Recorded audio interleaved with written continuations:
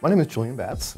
I'm a professor of economics at UCSD and also an adjunct fellow here at PPIC. And I'm going to be talking to you about work that Andrew Zhao, Corey Codell, and I have been doing on reading reforms in San Diego. And we really think that the findings from our report hold lessons for districts nationwide. Let me begin with a bit of context. The federal No Child Left Behind Act of 2001 requires every single state to set content standards, which dictates what students should learn in each grade, student testing to make sure that students are really learning that material, and finally a series of sanctions and rewards for schools depending on how well they do. What these laws really don't dictate in any detail, though, is exactly how schools are supposed to be raising performance over time. And so that makes it really important for rigorous quantitative studies of individual district reforms so we can find out what works best. So here's what we studied in San Diego and why it matters.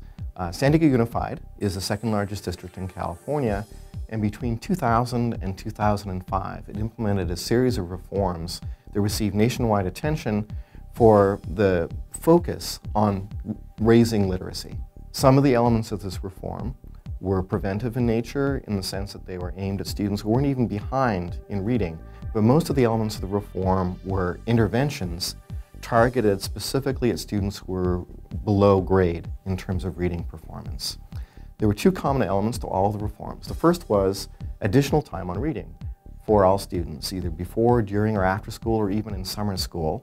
And second, a lot was spent on professional development for teachers to help them teach students how to read better. So what did we find? Overall, we found that the reforms really did work. This combination of professional development for teachers plus additional time on reading for students had a big impact. I'll give you some specific examples. First of all, double and triple length English classes at the middle school level had a very big effect on reading. For example, the students who were in the triple length English classes gained about 5.5 percentile points per year, which is significant.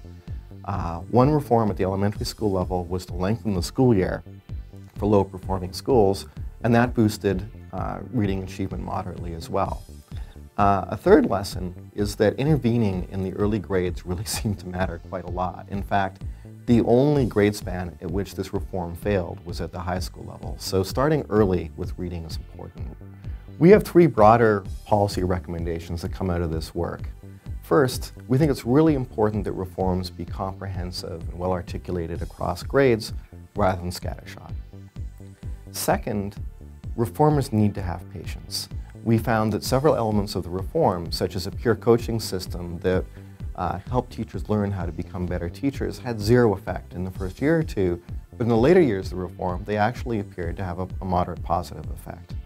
And finally, we noted that San Diego Unified had to fight to get a waiver approved by the federal government to allow it to spend its Title I money not just on less affluent schools, but to spend it on individual students who are having trouble reading, regardless of the type of school they attended. So we think it's really quite important that both state and in particular federal policy be reformed to make it much easier for school districts to undertake very comprehensive reforms without having to go through a lot of negotiation.